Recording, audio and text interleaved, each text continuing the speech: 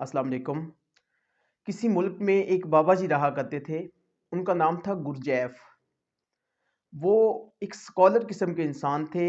English में उनकी बहुत सारी बुक्स भी मार्केट में अवेलेबल हैं। एक दफ़ा उनकी रिहाइश गाह पर एक शख्स आया और आके उसने गुरजैफ नामी बाबा जी को गालियाँ देना स्टार्ट कर दी। बहुत सारे लोग बाबा जी के पास मौजूद थे। उसके मुंह से राल टपक रही थी। वो शख्स गालियां दे रहा था, उसके मुंह से राल टपक रही थी। मालूम ये हो रहा था कि इसको बाबा जी के साथ बहुत बड़ी कोई नाराज़गी है और उस नाराज़गी की वजह से ये बाबा जी को इतना बुरा भला कह रहा है। बाबा जी बर्दाश्त वाले इंसान थे। उन्होंने उसकी बात को तवज्जो से सुना।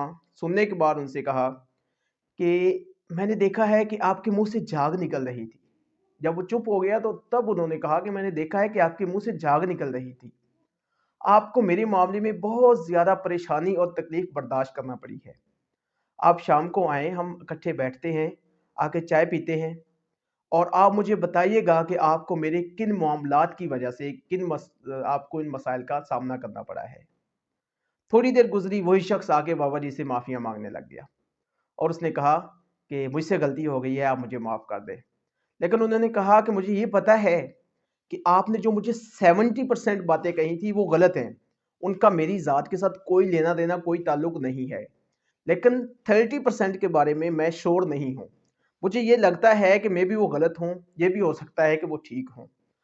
तो आप शाम के वक़्त आएँ, मैं अकेला होता हूँ, आप मेरे साथ आके बैठें और मुझे आके क्लियर करें कि वो जो 30% बातें हैं, वो आपने क्यों कही हैं और आया क्या वो मेरी ज़ात में ख़ामियाँ मौजूद हैं या आपने जस्ट मुझ पे एक इल्ज़ाम लगाया है।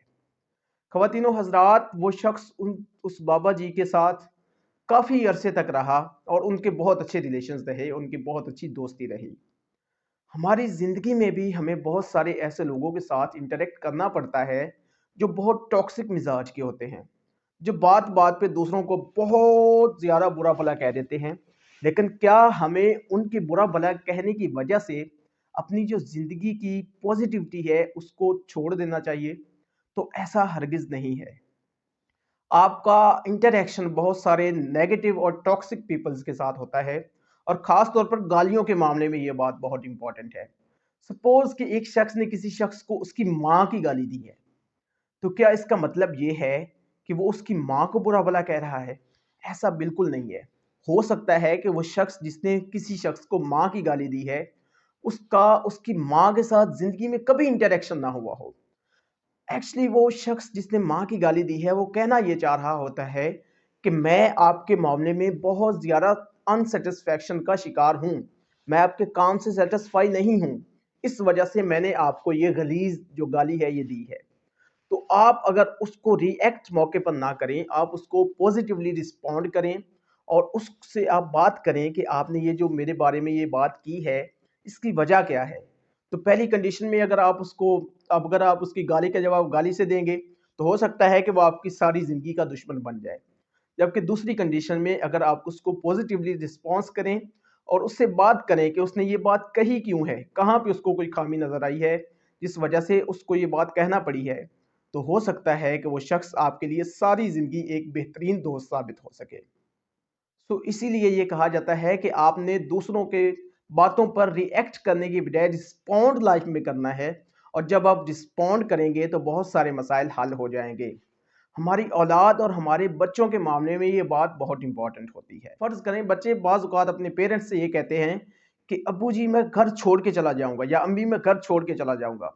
वो घर छोड़ के जाना नहीं चाहता होता, लेकिन वो आपको बता नहीं पा रहा होता, वो अपने प्रॉब्लम्स आपके साथ शेयर नहीं कर पा रहा होता।